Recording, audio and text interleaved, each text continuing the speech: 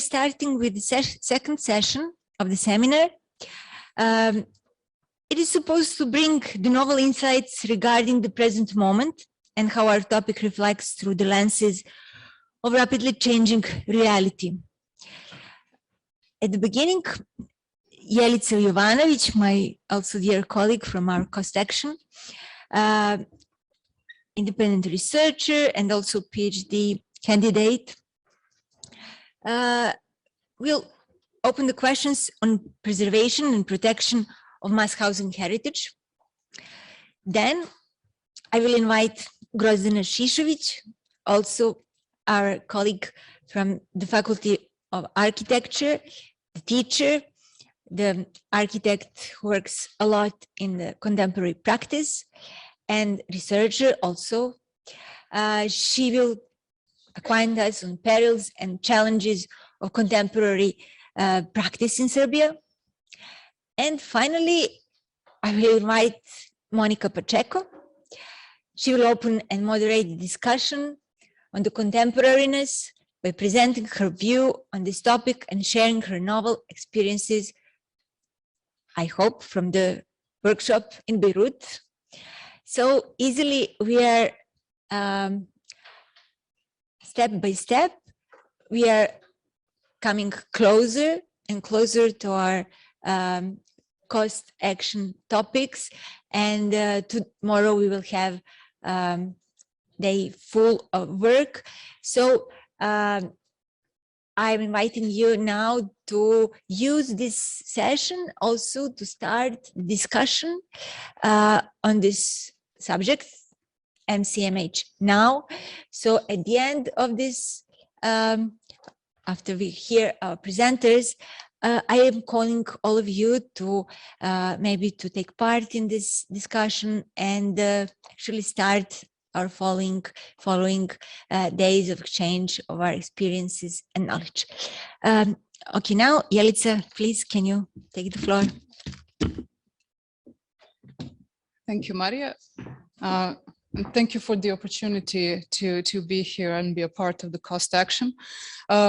For those of you who have not been in the museum yesterday and who have not been with us on the walk around the new Belgrade, my name is Jelica Jovanović. I'm an architect.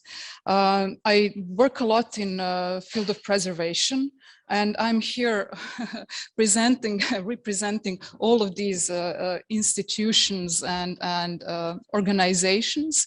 And I'm going to tell you about the preservation efforts regarding the central zone of New Belgrade, which most of you had the opportunity of seeing, at least a bit of it yesterday. So why am I talking about this particular subject? I was one of the collaborators who worked on the nomination dossier for the Institute of Heritage Protection of Belgrade. I was an external collaborator for them, and I collaborated on this project of protecting the central zone of New Belgrade. So the central zone was protected officially as an spatial, cultural, and historical ensemble. It's this particular phrasing and wording that we have based on the legal system and the legal framework of Serbia. And it has been legally under protection since the 29th of January 2021. So a bit more than a year. This is the zone, and since the legend is in Serbian, I'm just briefly going to tell you what is the map telling us. So the red dots and buildings are the buildings of special value, the buildings that have value within this zone. The orange ones are also the buildings of a bit of a less value, but then they belong to the same period of construction or similar period. So they are effectively this modernist architecture of this period from 1960 until 1980, let's say. Then the yellow, it's the buildings without historical value. We're not going into the details of, architectural urban planning value, nothing like that. It's just the particular phrasing of the protection services here in Serbia. And you see the middle part, the axis, it is just protected surroundings. So as we had the opportunity of seeing yesterday, the housing blocks, which is these blocks on the sides, have been more or less built according to the original plan. However, the central axis was not. So the plans that came after this original plan from 1959 basically completely neglected and denied this heritage. So that's why they don't represent the ambient value of this particular period. And then in green, you have the public space, which is also one of the core features of this architecture and urbanism. So I am just showing you, I know this is in Serbian, but I'm just showing you the excerpts, and I'm going to show you a bit in details a bit later. But this is the analysis of the zone, and these are basically the documents that we had to produce in order to, it's kind of stipulated by the procedures of the protection offices. And you see here that I have started in November 2014. Just a year before that, the central zone was put under tentative protection, which is a very interesting thing. For me, as soon as I saw it on the web page of the Institute of Heritage Protection of Belgrade, I went there immediately and told them, I would like to work on this, and I will work for free. If you don't have the money, just include me. So eventually I did the urban planning and architectural analysis. There is another analysis that is usually done in this procedure, which is historical analysis, and that was done by my colleague, architectural historian Ivan Vesković, who is the employee of the Institute. We worked basically year by year, we worked 3 by 3 blocks. So in 2015, I did blocks 28, 29, and 30.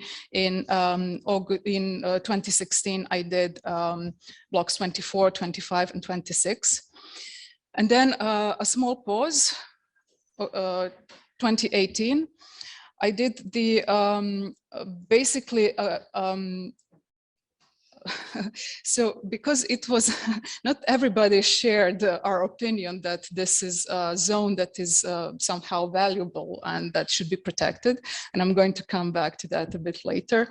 So we had to do an extra document basically showcasing the examples from contemporary preservation practice all over the world. So I selected several case studies that I thought were the most representative case studies and that we have something to learn from, and put it in this extra document that we created. And 3 years later, we finally had the zone protected. So this is an excerpt from the law, and we are just abiding this law. And as I said, I knew, and many of my colleagues also knew, that this is a valuable ensemble, but we really had to advocate, and we really had to put an extra effort to basically argue for protection of this ensemble.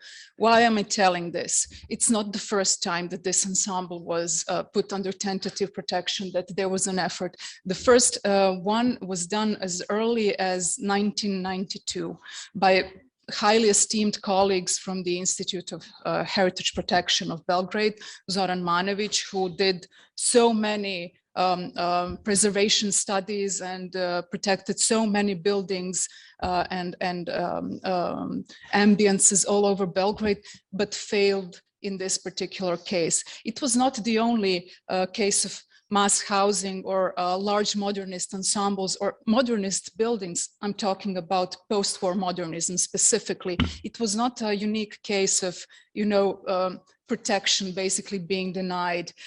We heard from colleagues, especially from Novi Sad, how everything dilapidated from 1990s, and how, especially with the change of the ownership structure, things started dilapidating very quickly. As I knew that this project was denied by somebody who is very famous and who was the authority in this context, I took it very seriously. And basically, I knew that we had to argue and we had to do extra research and we had to go the extra mile.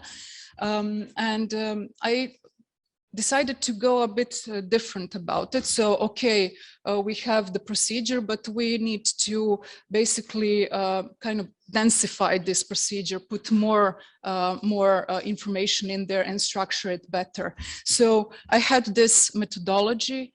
I took it from my university. I had the opportunity to work with it. It's a methodology. It's not the best, it's not the worst. It's just something that I had readily available. I knew how to work with it. So I took those sheets and adjusted them, translated, of course, to Serbian and adjusted them to work for us. And I will show them in detail a bit later. And this is very briefly what it looks like. So basically we took, since you have the history, the architecture, you're evaluating the history, the architecture, and then the building physics in this part of this particular ensemble. We just took the architectural part in this case, because building physics, for example, we felt that it's something that comes in this case after we actually managed to protect the building.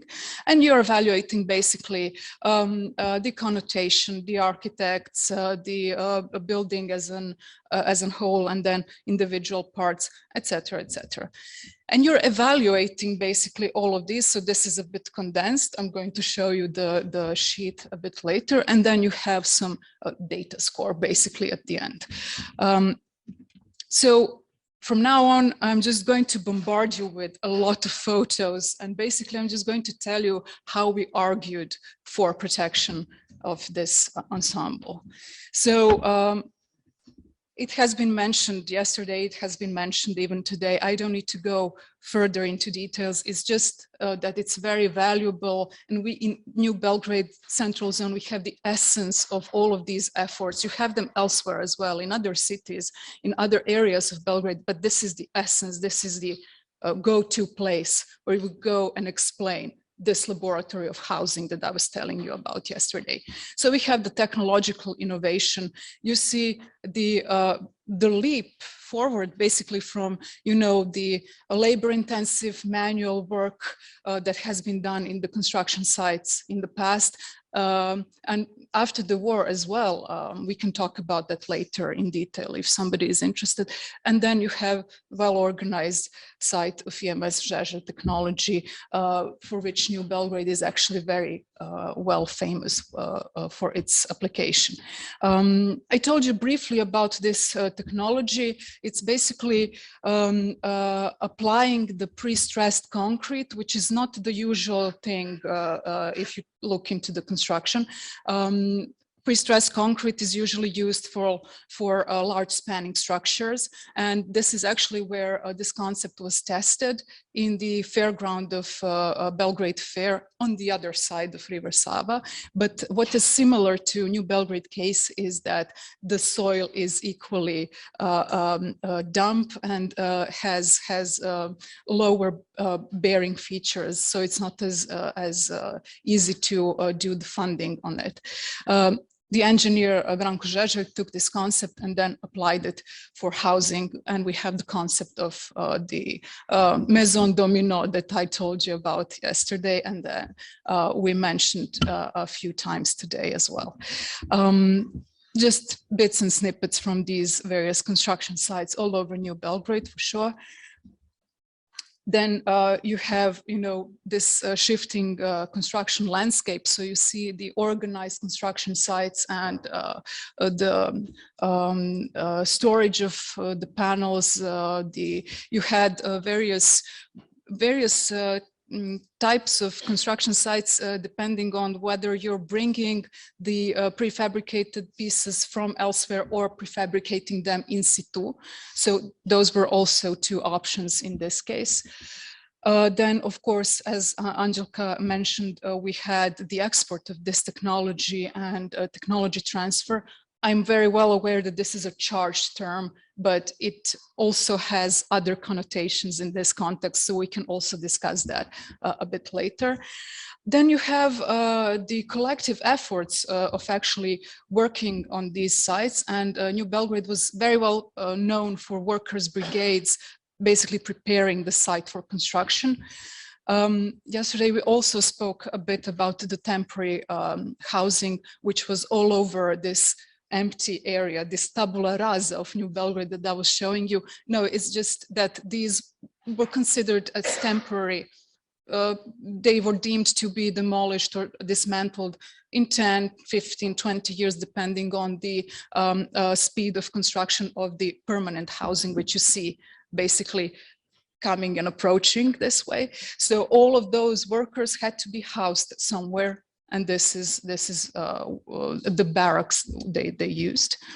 Then you have the construction of infrastructure, various pipes for heating, for plumbing.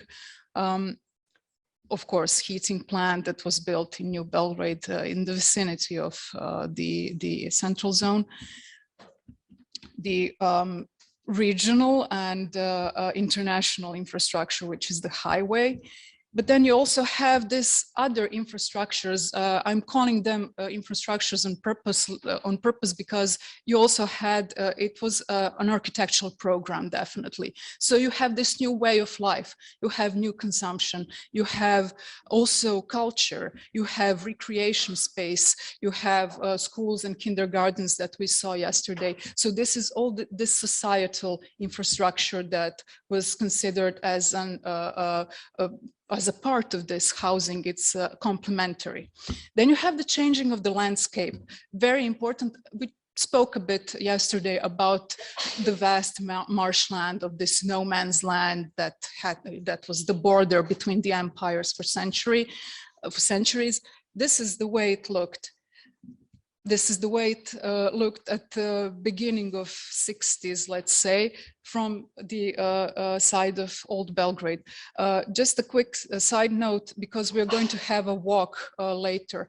Just see, you know, how there's, you know, building gap. It's going to be important when we talk about the housing production in case of the old town, in case of the already existing city tissue. Of course, changing landscape, but then you have all these puddles that people were using for a while as informal, let's say, informal beaches and swimming pools. Then you have the culture of the public architectural urban planning competitions. I mentioned that also briefly yesterday. We have one of the proposals for the central zone here. I also explained yesterday how this worked, that basically there were two teams that had to later collaborate with the team of the Urban Planning Institute. For example, you have one of the authors, Aleksandar Stjepanović, who worked on the central zone blocks 22 and 23. Here they're preparing Banjica real estate, Banjica housing estate, but nevertheless, I loved these photos from their studio. And as I said, so you have the model, you go and work with the people from the Urban Planning Institute. Milutin Glavicki was actually the planner who was in charge in this particular department that was dealing with New Belgrade. And you work with them, discuss, test different models, etc. And then when you come to conclusion, you put your model in this, this huge model that used to be in the old fairground. Then, of course, we also spoke about this. I'm not going to go into detail details Dalia mentioned, the sketches, the research, the habitology studies. These are all from the private archive of Aleksandar Stjepanović, and these are, you know, the sketches of the layouts of the buildings, particularly for Block 22, the layouts of the apartments. Him and his team were working constantly on this, exploring the examples from abroad, working on the examples here. And Milena Marušić, the author of Cerak, once said, and this resonated actually, she very well explained this competition culture. She said, when we were competing, but we could not wait to see the exhibition of a competition, for example, because we wanted to see who innovated. She knows, for example, all of these layouts by heart.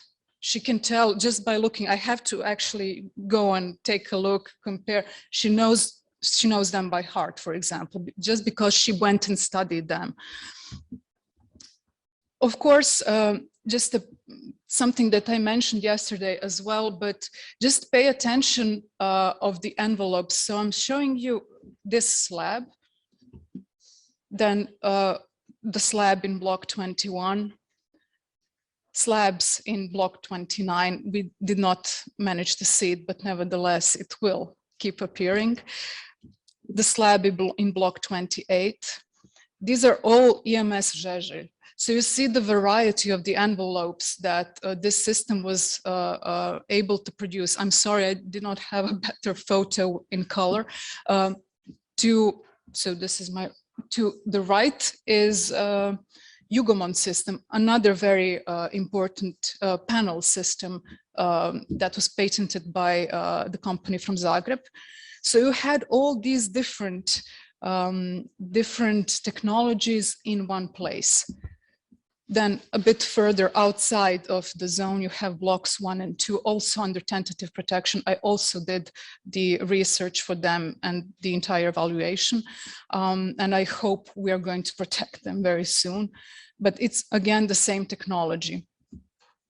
Galenica, a bit outside Zemun, and then low density housing in Bajina Bašta in Western Serbia, all the same system. So you see that because of this concept of the open systems, they actually had the possibility to build a variety of architectural typologies, to have a variety of finishings, and to just be as playful as it was possible, and to work with different elements.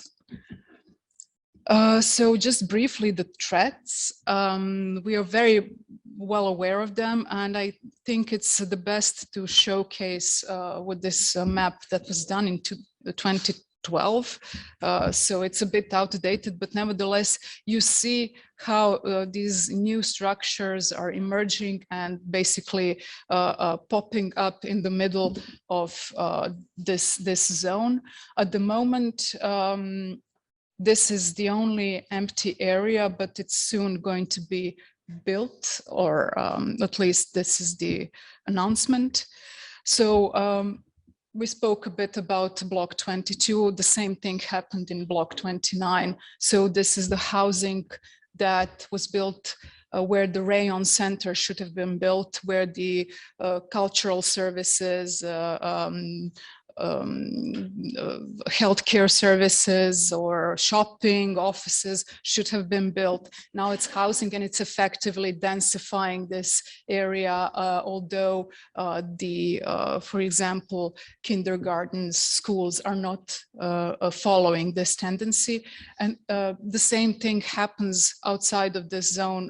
That is especially evident, and that is a huge problem, because these outsiders are basically now coming and using the utilities that exist here.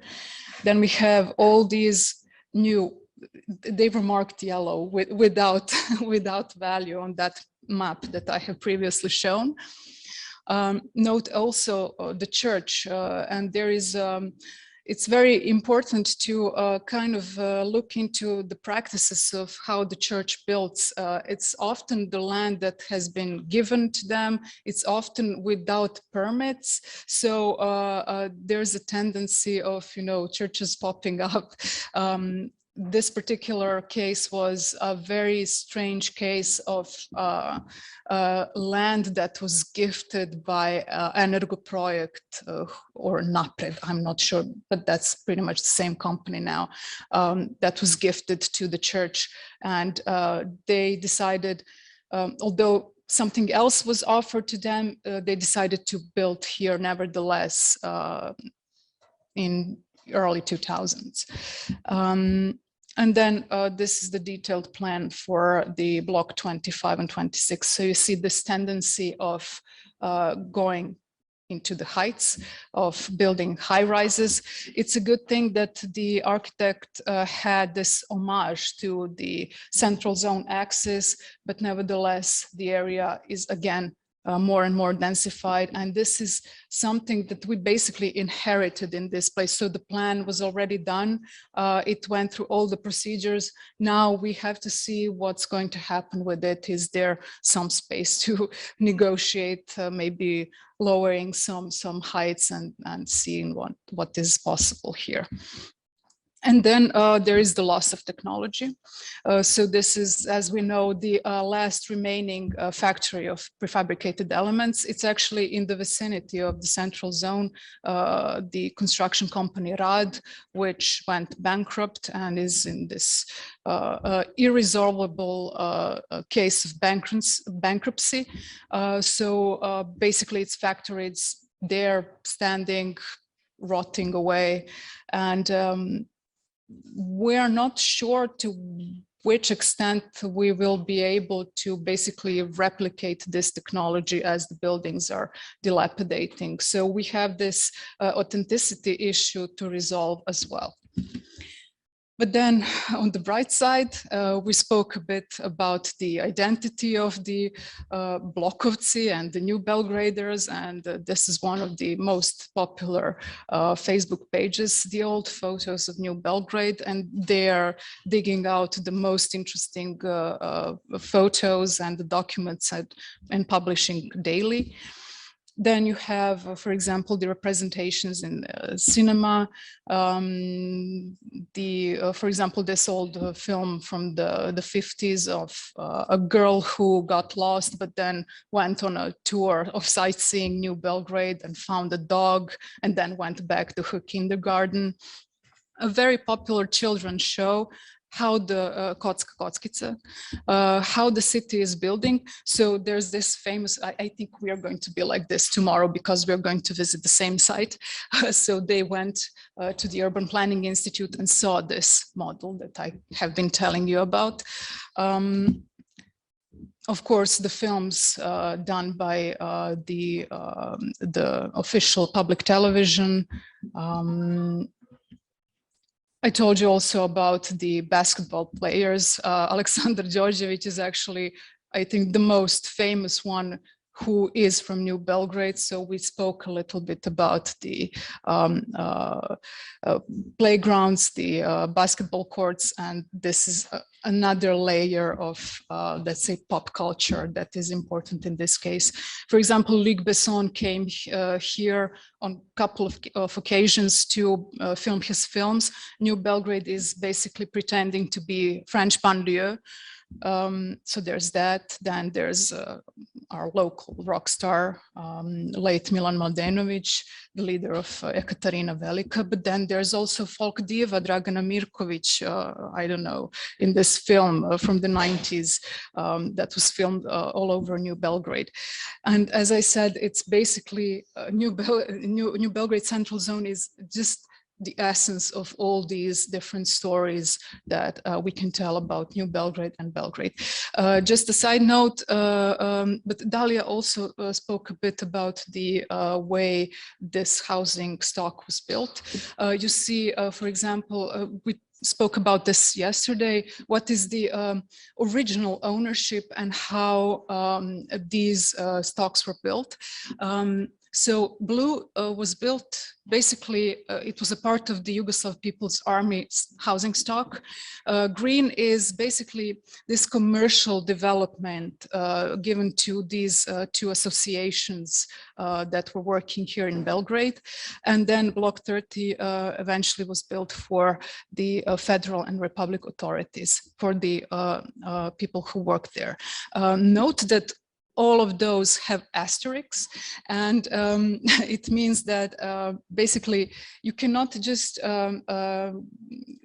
use this example and spread it onto whole of New Belgrade, for example, or all of Belgrade, because it's case by case. Every block has its own story. And for example, as Dalia was telling, for example, if the Yugoslav People's Army is an investor, it doesn't mean that the stock went exclusively to them.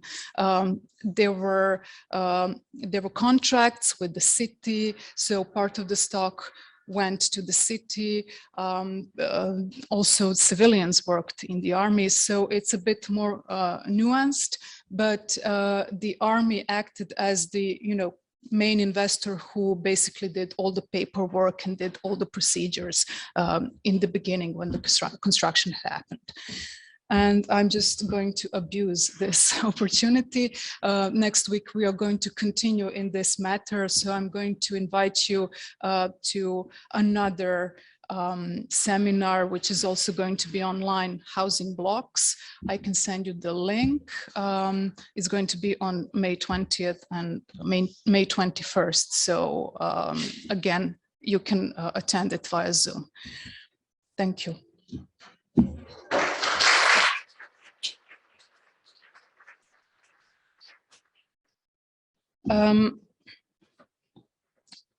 As promised, I'm just going to show you briefly the evaluation, but I'm not going to go into it.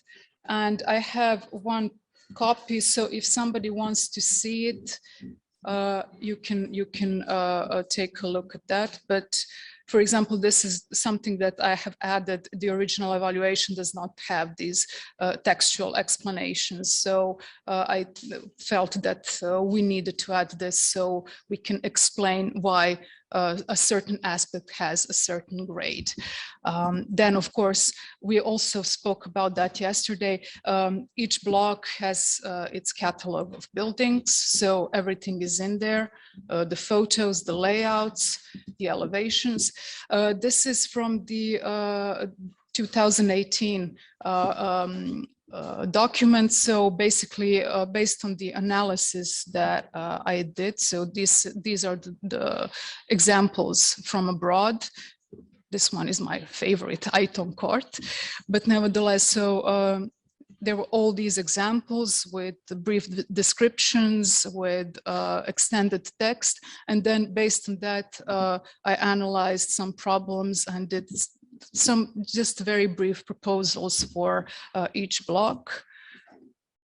And yeah, so that's pretty much it.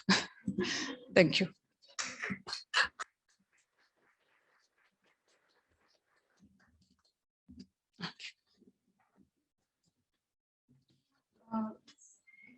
Do we do questions now or later?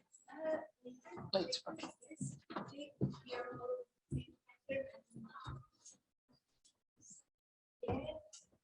Everybody, but and now I'm really interested in Grozdana Šišović give us a short glimpse towards the contemporary practice and how all these things reflects nowadays in everyday life and everyday architectural practice. Thank you. Thank you, Maria, very much for inviting me. Please.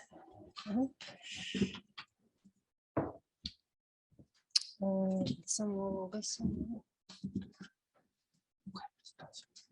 Ugasila sam pogrešno.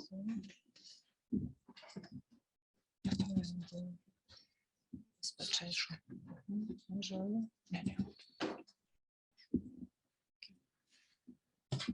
So I'm honored and pleased to be today here with you. And now something completely different. I will show you today a brief overview of work on housing projects by my own studio, which I'm leading with my partner and husband, Dejan Milanović, since, let's say, 20 years ago. So we are working mainly in Serbia, mainly in Belgrade. Let's say that in our work, we work a lot of on housing projects, and the other types of buildings are also included and so on, but I will just show you today just a brief, very brief overview of what is happening in local architecture in domain of housing, mass housing, and through the scope of our work. So I will show you only 3 housing projects, and all 3 are actually housing developments, which are public investments. One of them is built, one of them is unbuilt, and one of them is partly built. The first one is this in Kraljevo city, the city in central Serbia, which is actually the part of after earthquake urban regeneration project. So maybe we could say that untypically for Serbian architectural scene and current state of architectural practice in Serbia, there was a competition. Jelica actually spoke about competition practice during the socialist time and during the period of bigger state of Yugoslavia. I can say that working in architectural practice 20 years now, we are getting to point that we are forgetting our good traditions and not having good chances to develop competition practice in contemporary variants. So this is city of Kraljevo, and the particular housing block in Dositeva Street was heavily attacked by earthquake in 2010. So city of Kraljevo and the state of Serbia took action to regenerate this area. So we actually did the invited competition, we won the competition and did the project for the regeneration of this area. So usually when I speak about this project, I'm telling to audience that it was very atypical as assignment to architect to make a project with so many flat types, apartment types, because what was the part of the project brief is actually that we need to design a flat for flat, apartment for apartment. So there was over 30 types of apartment which we should incorporate in these buildings. So the existing apartments should actually be replaced by new apartments for each tenant. The procedure was also maybe atypical for these new times in Serbia, but the close collaboration between inhabitants and the city of Kraljevo the participatory process that all the inhabitants actually had chance to be involved in, had a result in this project that, as I told you, now going through this catalog of apartments, you can see that doing this project for 366 apartments, we actually had opportunity to work with inhabitants and hear their wishes for maybe some future further partitioning of the space and so on.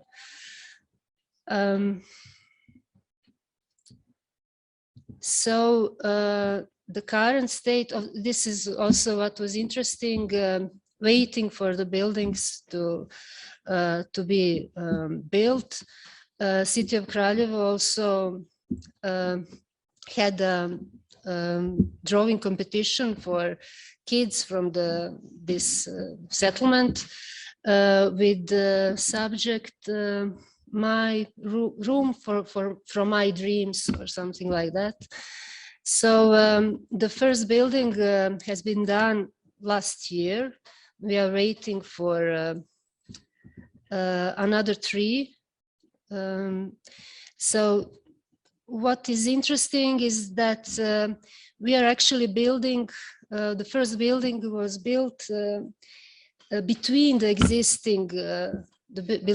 existing buildings and inhabitants will soon be moved in, and then the old buildings will be demolished to make space for the further building, for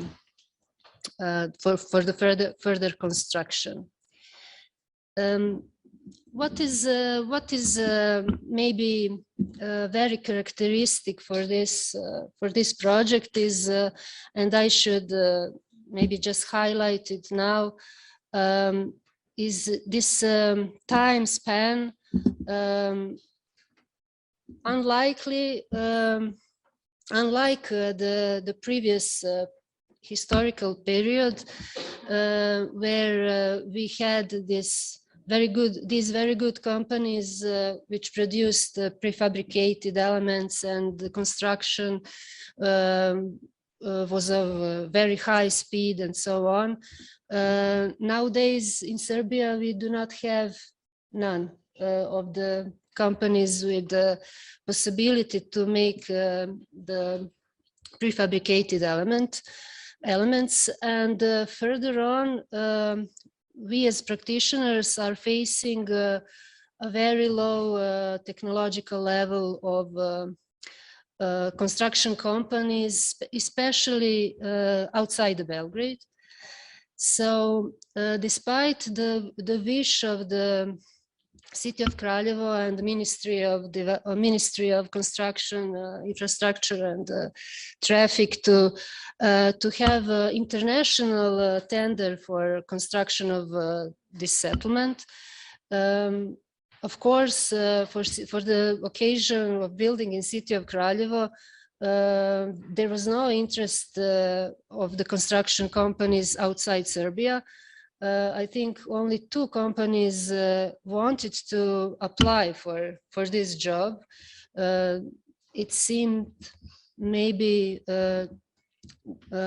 too big for them, or I'm not sure what is the reason, but for this building, which has 106, I think, apartments, the construction took, I think, 2.5 years, and people from this damaged settlement are still waiting for works to be finished. And the other example from our studio was for the city of Lazarevac, also a public investment. The public company Kolubara, which is a mining company, wanted to invest in a maybe smaller settlement to replace also to replace the bad quality apartments for the inhabitants of one zone of the Lazarevac city. And there was also competition. This competition was public, and we won the competition and offered something which maybe has something of the ambiential values of this modernist settlement that you had opportunity to see today and will see in next days, because we think that this architectural language is something which became very natural in our culture, architectural culture. So we offered an open urban block with a good proportion of the green spaces and lots of light and air, ventilation, and so on. I will not go further in explaining this project, but I'm showing you this project just as an example that despite the situations where we have public competitions, architectural competitions, and through these competitions, the investors are gaining good quality architectural projects and so on. In last 15 or 20 years, there are many obstacles, mainly bureaucratical and political, and many of these projects remained unbuilt. For this occasion, for this situation, the reason was the change of the governing structure in the city of Lazarevac and in Republic, and also the CEO of the public company has been changed, so the new CEO had some other ideas. So we stayed without the project, and the city of Lazarevac also stayed without this project. They just quit the whole operation. And the third project, which I will show you briefly, is actually linked with the New Belgrade phenomenon, and being that it is placed in block 61, which you saw in some pictures today, and we'll see, I think, tomorrow in this little drive through the Belgrade. So in the map of the blocks 61, 63, 64, and 63 and 64, you can see here the Yuria Gagarina Street, which is a very wide and long boulevard. You can here see the blocks, which are all open urban blocks, and here you can recognize the architecture, very characteristic. And according to new plans of New Belgrade development of the New Belgrade area,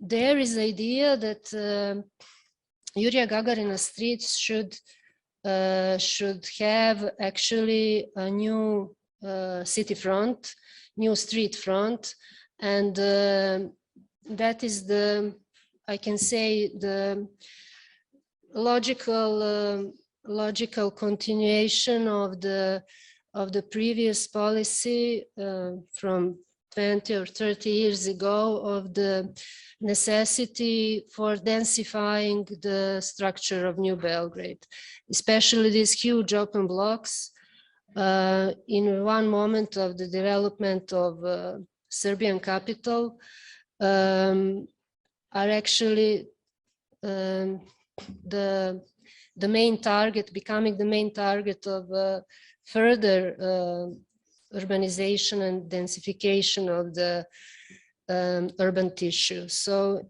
in this competition, we had the task to design a new housing building in this block 61, which will start to form a future street front in this area along the Yuri Gagarin Boulevard.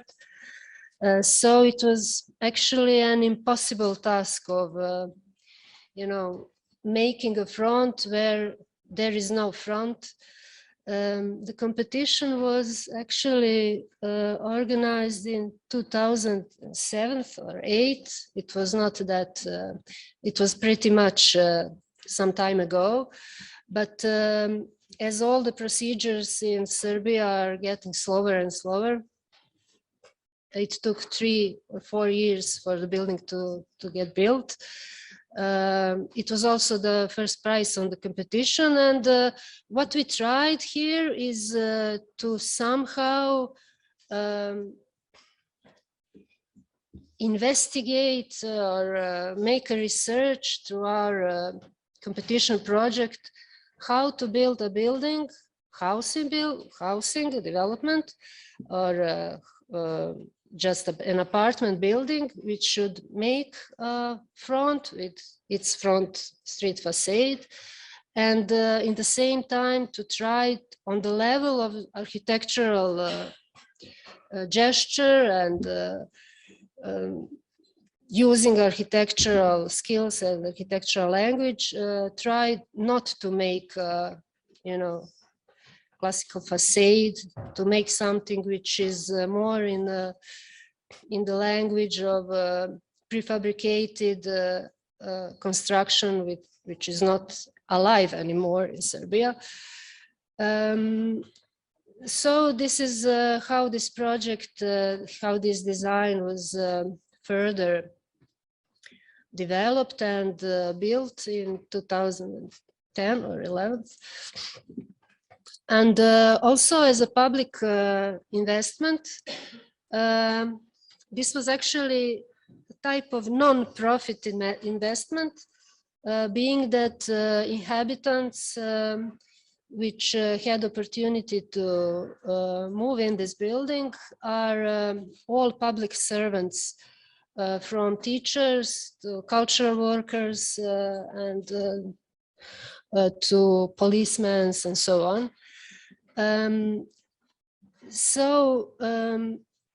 The questions that are maybe raised with this project and maybe with many other next projects in this area of New Belgrade, many other architects, contemporary architects also tried, was how to build in close neighborhood of this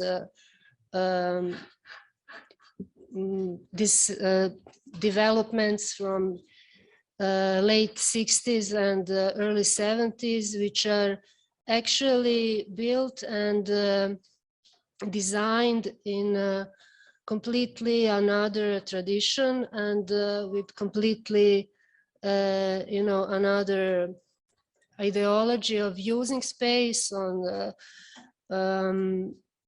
inhabiting space and living in the city. So maybe I do not have it here, I'm not sure, but I think first month after the construction, building construction was done, we had a nice graffiti on this building in the somewhere here, I think in this passage, which was saying, I hate the city center, and I want my gray New Belgrade, something like that. So this building was too new, too, you know, contemporary, too fancy, maybe, to despite all our efforts, maybe in wrong place, definitely in the wrong place, but it is there still, and now it has a first neighbor forming this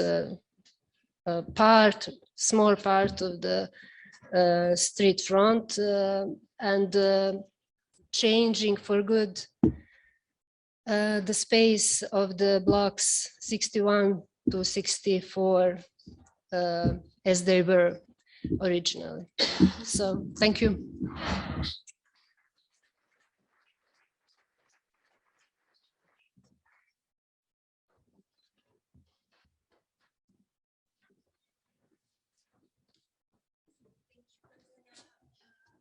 We will have a break. We have questions. Let's save for later. Okay, now let me see. Monica should be the next one, and so Carolina will help us, I guess.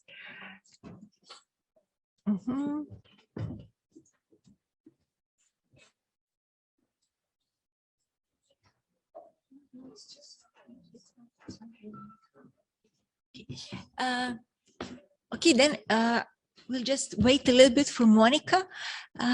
Maybe I should now, I can announce the next session. Here she is. Okay. After we finish with this session from 1 o'clock till 2 o'clock, we will have a lunch break. And before that, I will announce the next session also here in the amphitheater. And of course, at the end of this, after Monica's presentation, you're also invited to start this conversation regarding the topics that we heard before, and also about topics that are we're going to follow on in the next session and tomorrow on our common meetings. Monica, please. Okay. Thank you. Title of this session, I will remind you, is Middle Class Mass Housing Now. So let's see something about some fresh news from Portugal. Yes. Oh, first of all, I'm sorry to make you wait. I'm having some personal issues today.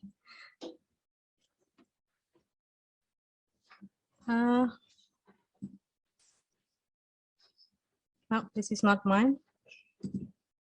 Okay.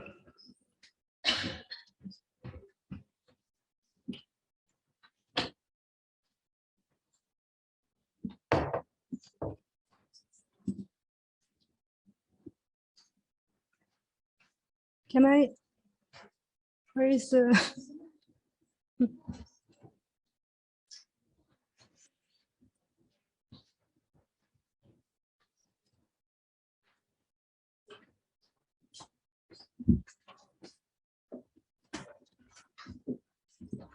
I think someone changed it. Okay, okay. So can you tell me my notes there? To je njena, to je... Ne, ok, settings, extended. To je to, the presentation. Where is your presentation? Yes. Da. I don't want to.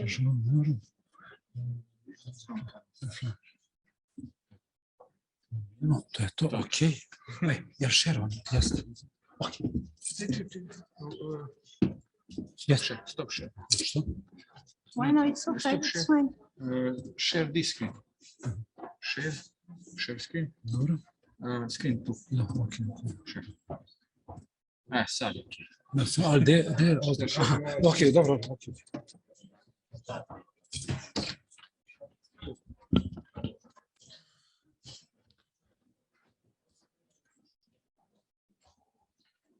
Okay, good morning, everybody, again. And I will try to make this much shorter than what I had in mind. Maria asked me to participate in this session, and I told her that I would be completely out of place within this Serbian context, but I think apparently that's precisely what she wanted. And she also asked me to talk about Lebanon and the experience we are having in Beirut. And this was quite risky because it's a research that just started. I'm Portuguese, as Maria said, and it's a work in progress, just in the beginning. So just apologize for that in advance. Well, since our period of studies between the 1950s and 80s, it could be this challenge that Maria asked could be interpreted in a variety of ways. MCMH Now, what does she really want? So I think she wanted to be ambiguous about it. So it could be about the present moment, the transition for a post-pandemic world, and yet the events that we are witnessing in Europe, particularly in Ukraine, recall the moment when the concept first came to the fore to tackle the urgent problems arising from the war. And in that sense, how would one critically position himself towards the learnings from the past and their contemporary reinvention? Well, it could also be understood as a provocation. Where are we now as a research network, as a COST? Why are we doing this research?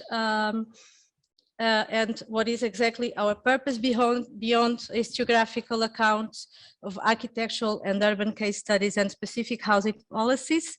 Have we addressed breaking questions? So how does the perspective turns into projective?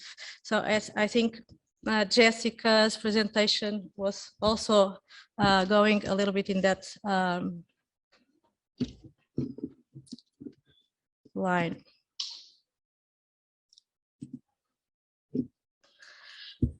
Okay, one of the key questions that we have faced and discussed in working group 1 at least, but I think generally in our meetings is has been the very definition of mass housing, somehow assuming or taking for granted its bigness and monumentality. And I think beyond national differences that might contextualize some particularities. Housing studies have been polarized epistemologically from a geopolitical point of view, framing the way we perceive it, and accordingly, the way our research approach is done. But besides the middle class lens that unites us all, are there other entanglements relating the way in which the concept has been polarized and accordingly its architectural production and its implementation?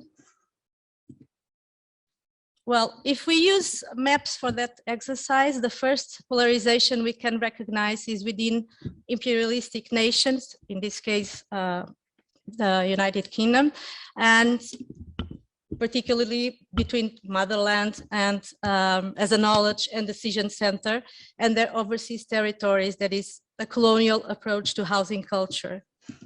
Another approach to housing, more techno-scientific, related the tropics for their specificities, particularly in terms of climate conditions, nevertheless, under the same previous knowledge dichotomies. With the end of World War II and the decolonization process, the emergence of the United Nations aspired a new world order, which is translated in the way they showed their maps, showing a perspective that wanted to hidden previous hierarchies. However, given the way the UN was funded and the lack of resources, financial aid was from the outset impossible as a means to respond to the global need of mass housing. Shifting to a policy-oriented consultancy and educational strategy for mass education of professionals within the all construction sector, as visible in the first and the early UN missions. Despite that, each main power struggled to maintain their influence in their territories or extend it to new ones through national aid, but also through bilateral agreements with the UN, within the UN. Previous power relations and competing new ones, such as the United States, guided much of the thinking about housing. And of course, a good example is HATBA France, France representing the demand for this idea of redevelopment, and versus HATBA Afrique, representing the need for development. In any case, if you see the pictures of the need for redeveloping and the underdeveloped, they are very much the same. The Grand Ensemble versus the construction pour le plus grand nombre highlighted a particular difference between approaches. The first referred to an idea of mass housing that was essentially formal in terms of size, in terms of density, and whereas the second referred more to a mass operation of rehousing, which I think it's quite different and important to have in mind. So not necessarily big or dense, but aligned with trends of rapid urbanization.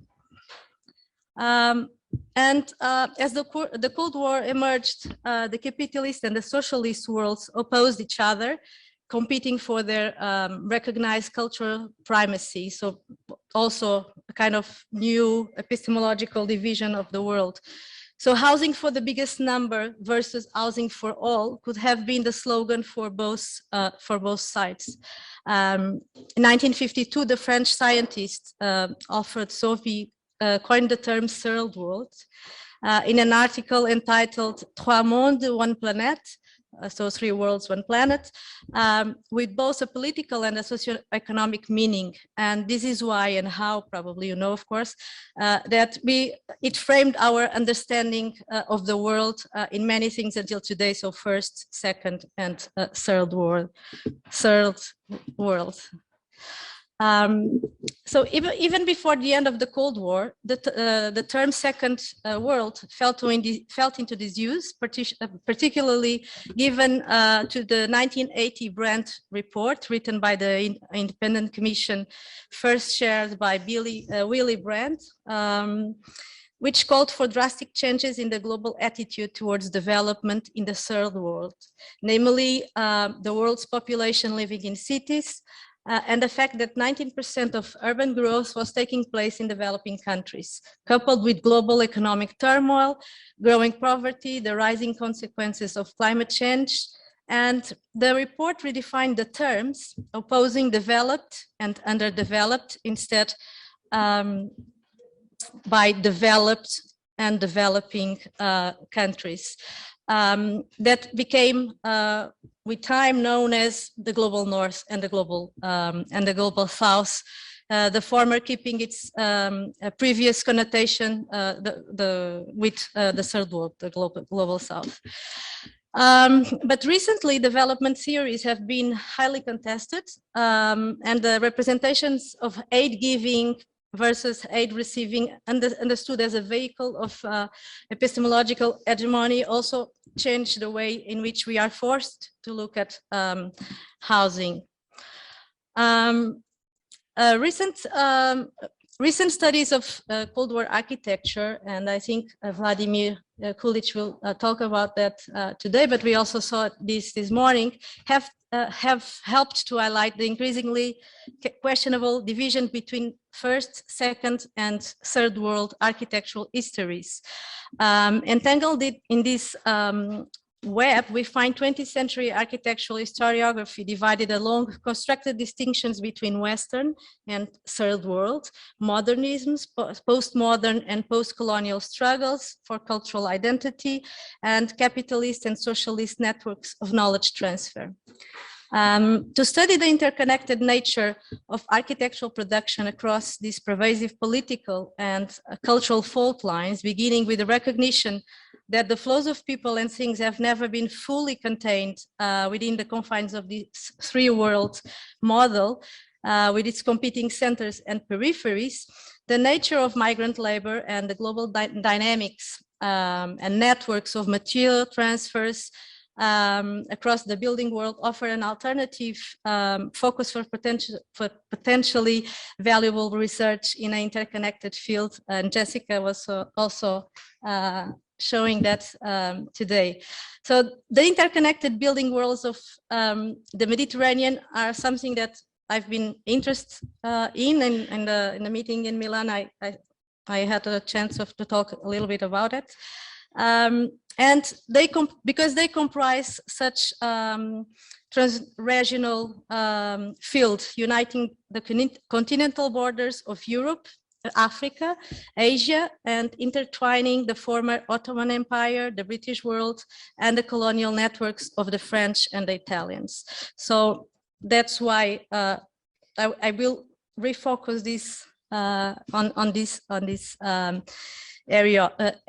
area. So moreover, from a Mediterranean perspective, other layers can be added. The divide between North and South, between developed and developing, and perhaps given the Eurocentric nature of our studies, between the less studied polarization between West and Arab worlds, which would be almost coincident in the line of it. So to begin this study, whose approach I have previously talked about when we discussed the possibility of doing a training school, Lebanon seemed to be the right choice for a case study, also seeking to find a place in the discussion of migrant populations and their negotiations with these constructed political and cultural categories, living through them and beyond them in a constant state of liminality.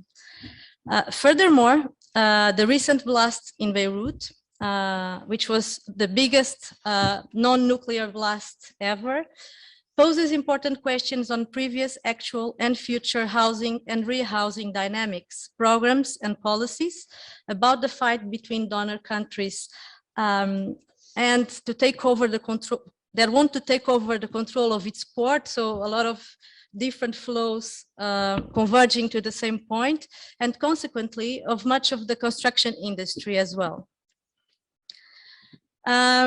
And examining the movement of people and things around and across Lebanon reveals instances or patterns of transfer that might challenge previous dynamics or correspond more closely to different ideas of cooperation, which reconfigure the transfer of building materials, labor and processes, and hence architectural knowledge across the Mediterranean.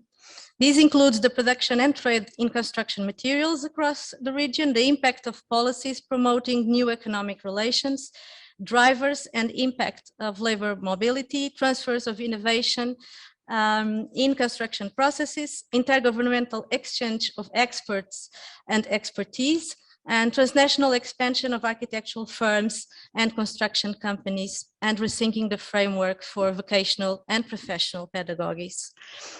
So here you see the American and the French, and then also in the middle, Doxiadis. So all these confluence of different. So it was in this context that I launched Studio Beirut, which is a studio, the 5th year diploma studio in our university. Students have to develop their design thesis and written thesis within this studio. So the students that applied to mine had to do it in Beirut. And the general objective of the study is to learn about the urban strategies and development plans following the August 2020 Beirut blast, and to evaluate how this event might be an opportunity to redefine urban and design strategies, as well as public policies on housing, mobility, ground use, and environmental mitigation. So this is a work in progress, as I said before, so should keep it within those boundaries. So the studio went on a field trip to Lebanon, and the students attending the studio were exposed to tools to survey and access post-catastrophe zones, to test methodologies for producing multidisciplinarity post-catastrophe reports, to familiarize with analysis process, to foster the construction of critical arguments and concepts based on data to support urban interventions, identifying the aspects that condition public policies, using Beirut's context to cross it with other Mediterranean and European contexts. So they were introduced to the operation mechanisms of NGOs, but especially to the role of the professional versus the professional, non-professional volunteer to develop a critical approach to it and possible intervention strategies. They were also challenged to understand the need to develop multiple and simultaneous approaches on a short, medium, and longer terms through the participation in these NGOs and the current problems and also paradoxes within these donor countries, volunteer works, NGOs, etc. Because, for instance, here we were visiting this reconstruction building, and here you see like a big propaganda panel from actually this is from Germany, but there was from other countries and from other places for this idea of a circular sustainability that this is also helping Lebanon to do. And you see this guy is showing the tiles coming from Spain. So, well, this is quite a paradox. So during the field trips, the students also had the most immersive experience we could have with them to try to connect what happened in the city, what happened, and the housing problem with other problems such as the ecological system of the city, and the river in particular, but also the lack of public transports, the non-existence anymore of the train, also the difficult connection to interland and specifically to the opposed Gulf, which having a port in the Mediterranean, it's quite problematic. So they had a lot of lectures and meetings. They already presented their work to the Society of Architectural Students. They went to the AUB archive. So there was a lot of different things that they were doing.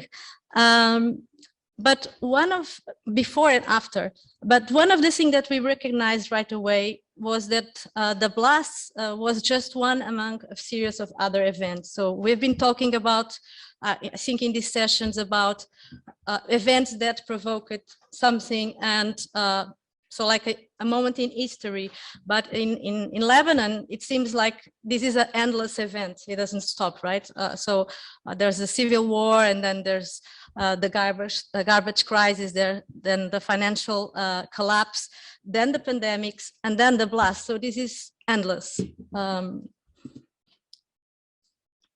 And this is why it culminated in the present states of affairs. With this is some interviews. I will just read 2 or 3 quotes. That Beirut survived the war, but it's not going to survive peace, or the municipality can only stop construction if own buildings, but we don't, and we don't have the money to buy them. Politicians have also failed to come up with a comprehensive urban development plan for Beirut. And it's not the lack of building regulation that it destroys Beirut, but what he describes as the government's total disregard for public good. And this is so going on a revision of this.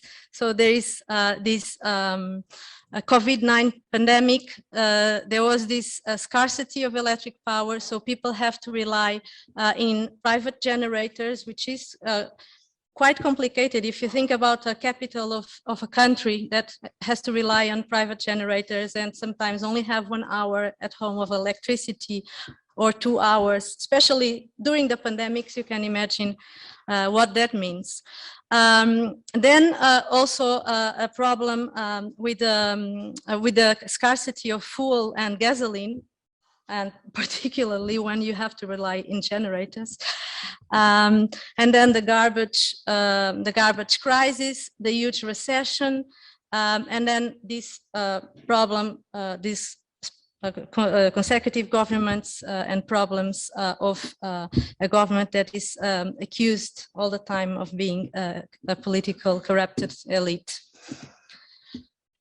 So finally, we arrive at the blast, and when we arrived there, there was this.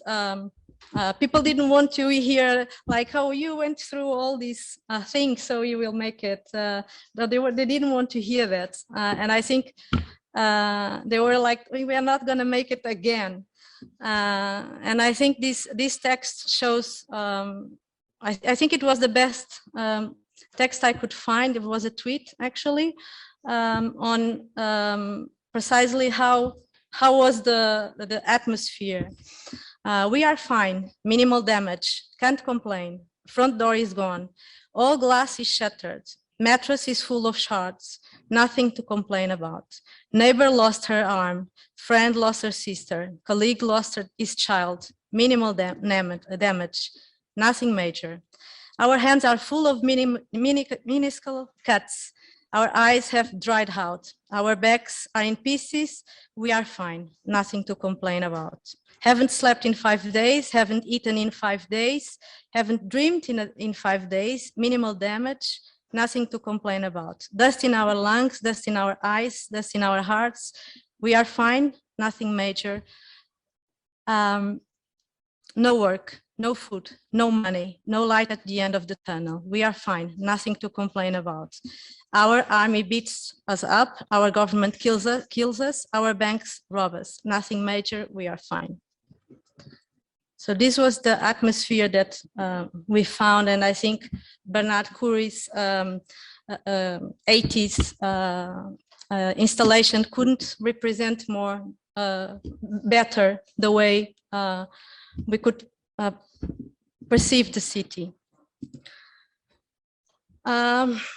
To understand how the territorial organization of space is produced, one needs to account for the deep embeddedness of development practices within the socio-political organizations of society and its multiple levels of governance. The role of families, political parties, and religious institutions in channeling economic transactions and formal permitting processes. This reflects the importance of social and symbolic capital for specific actors to impose themselves as long-term developers, capital cultivated and accumulated among a relatively restricted number of actors who can be considered successful established developers. In addition, building activities are specially organized through the classes, through the logics of class and sectarian segregation that dominate everyday interaction in Lebanon and even the organization of the government. And it was amazing because we saw one master plan for Beirut from EcoChart, where he used the modern concept of zoning to zone different religions. So that was particularly interesting. Actually, I don't have that map here, but I can show later.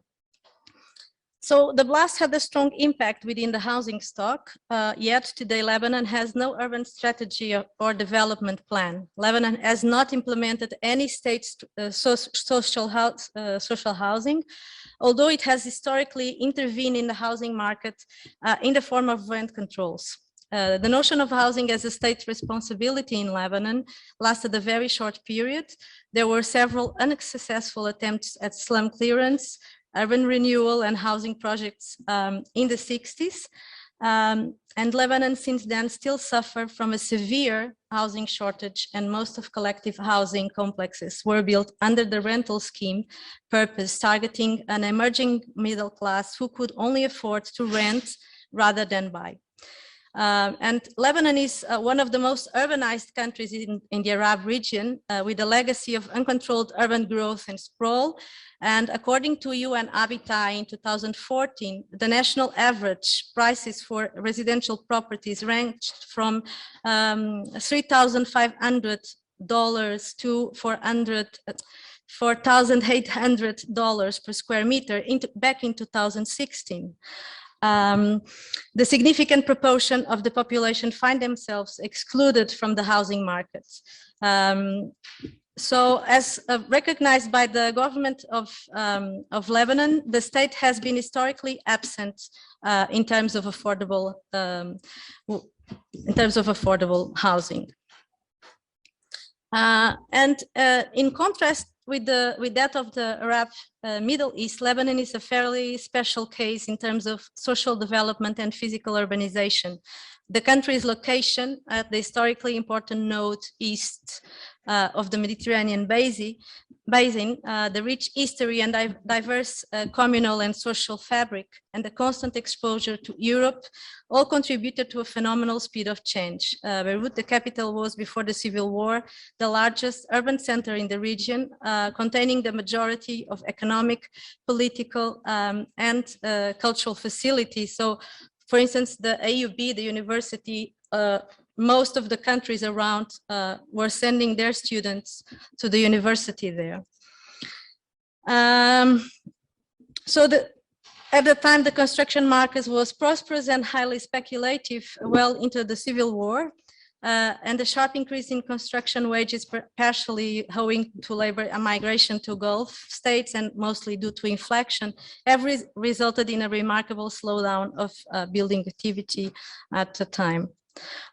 So I'll quickly show some of these projects that were not implemented, and this is a very interesting one because it was called precisely demonstration project. So it was meant to be replicated, and it was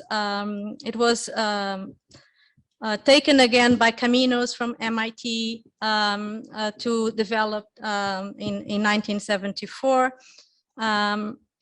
Then you have also a project by Ecoshard and Doxiadis. So there are all these sorts of projects and missions that try to develop a housing program for Lebanon, and like comprehensive master plans, etc. But this never really took place.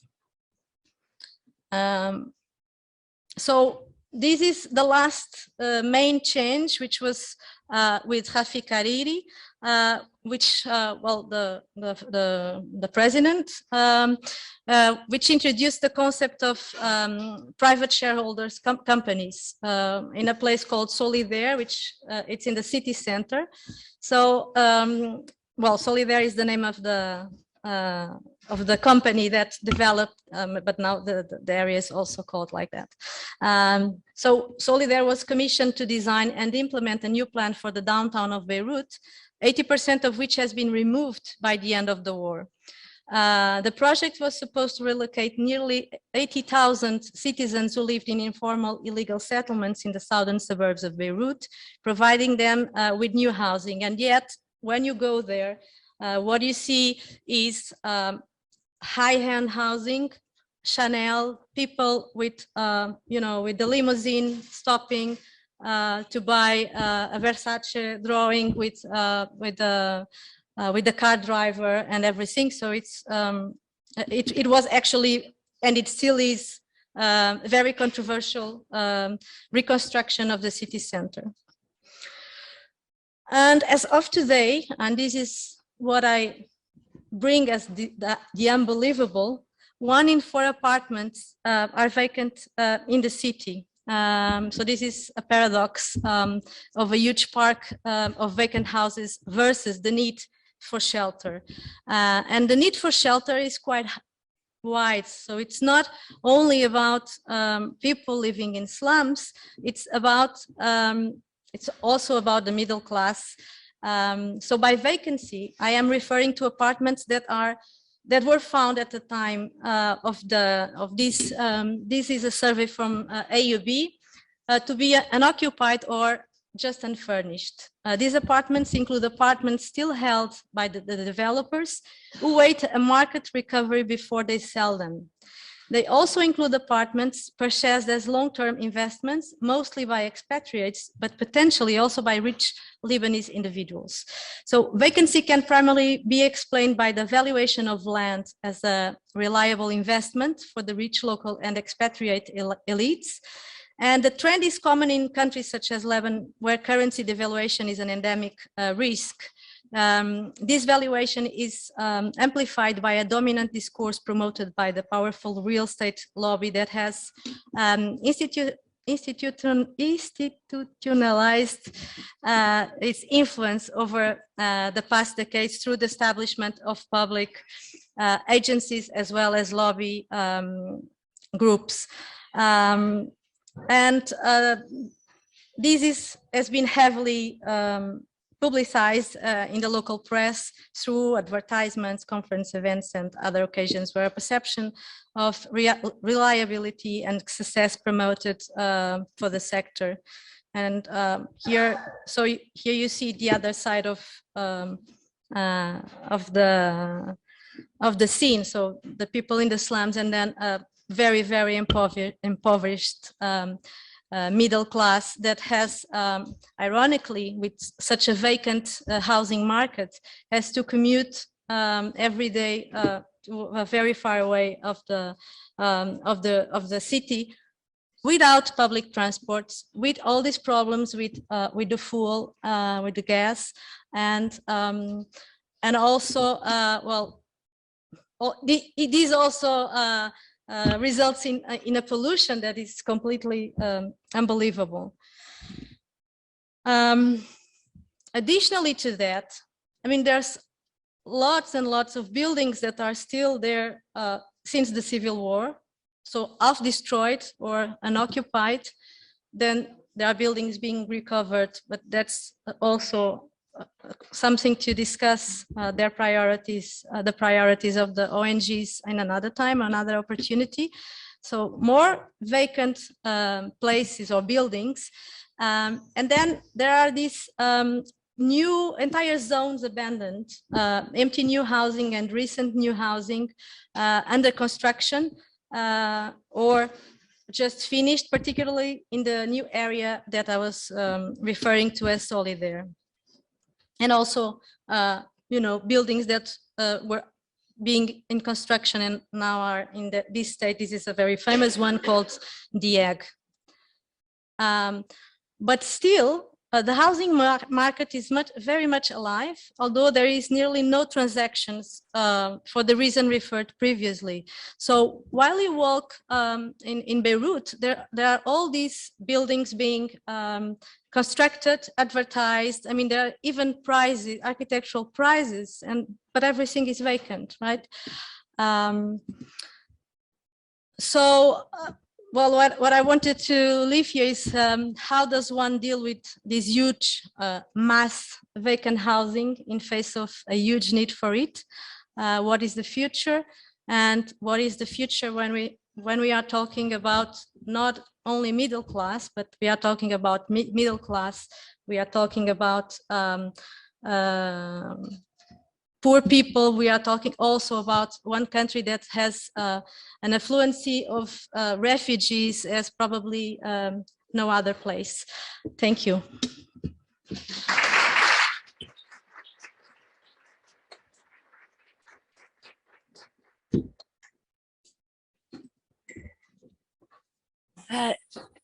Thank you, Monica. Thank you very much. Maybe I